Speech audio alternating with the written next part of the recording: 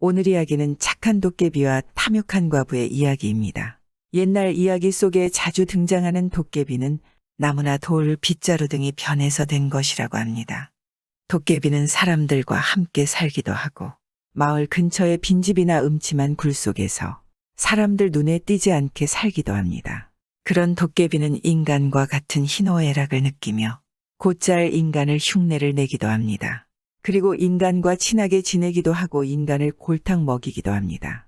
또 도깨비는 자신들이 마치 사람보다 더 똑똑하고 영리하다고 생각을 하지만 실상은 그닥 영리한 것이 아니라 늘 이야기 속에서 사람들에게 당하는 그런 순진함이 있습니다. 옛날 어느 마을에는 욕심 많은 과부가 살고 있었습니다. 그런데 이 과부는 아주 이상한 소원이 있었습니다. 내 살아생전에 도깨비를 한번 만나서 친해져 보고 싶구나. 도깨비랑 친해지면 정말 좋겠어. 그러면 수많은 패물과 돈깨나 가질 수 있지.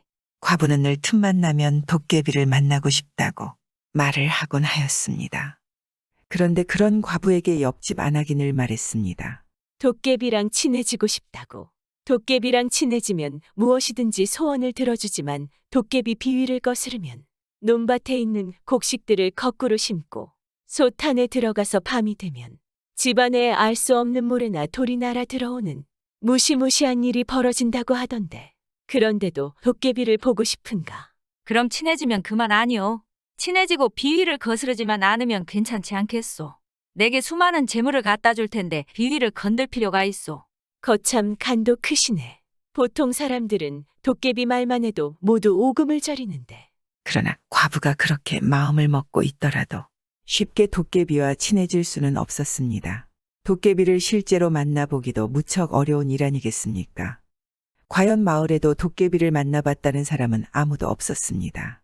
그러니 이 과부도 단지 우연한 기회에 도깨비를 만나기를 기다리는 수밖에 달리 방도가 없지 않겠습니까? 아이고, 내가 도깨비를 만날 수 있는 방법을 모르는 것이 너무나 안타까운 일이구나.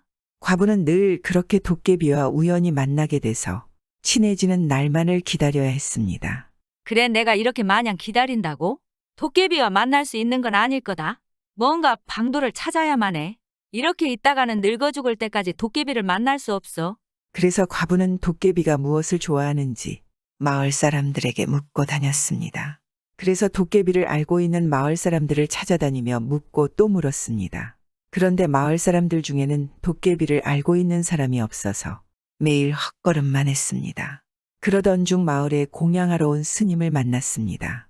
과부는 스님에게 쌀 한 바가지 가득 주며 묻지 않겠습니까? 스님, 도깨비는 무엇을 좋아하나요?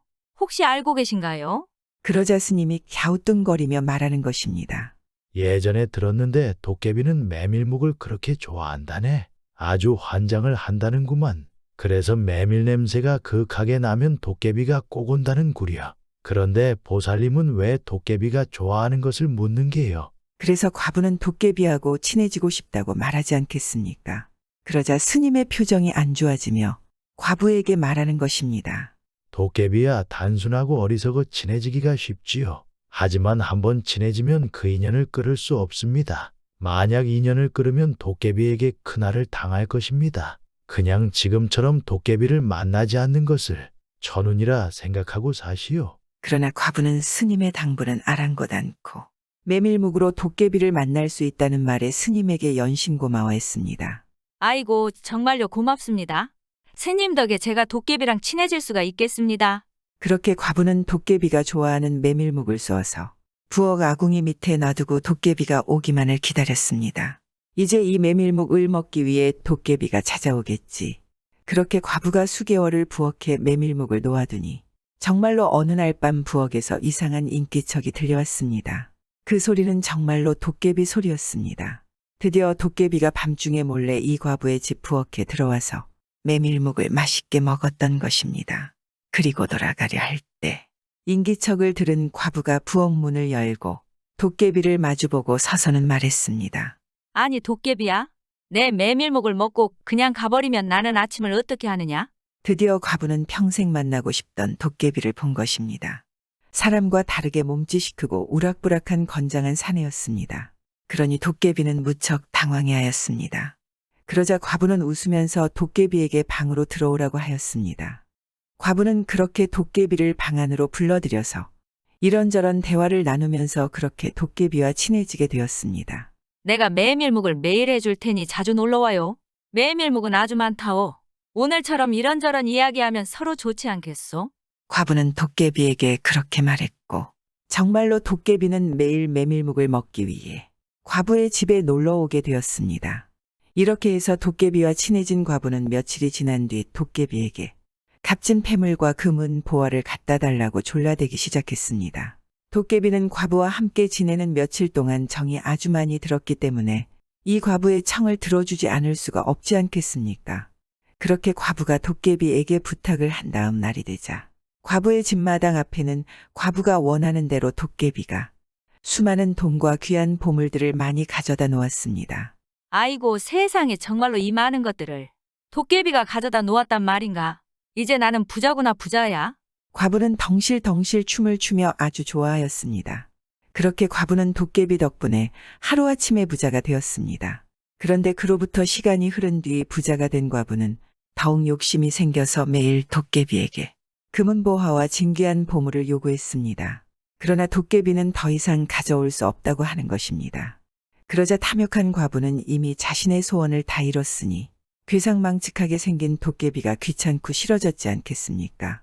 과부는 도깨비에게 은근슬쩍 그만 찾아왔으면 좋겠다며 내색을 해보기도 했지만 이 도깨비는 모처럼 좋은 친구가 생겨서 함께 이야기 나누고 즐거워하는 일상에 재미가 붙어서 계속해서 이 과부를 찾아왔습니다.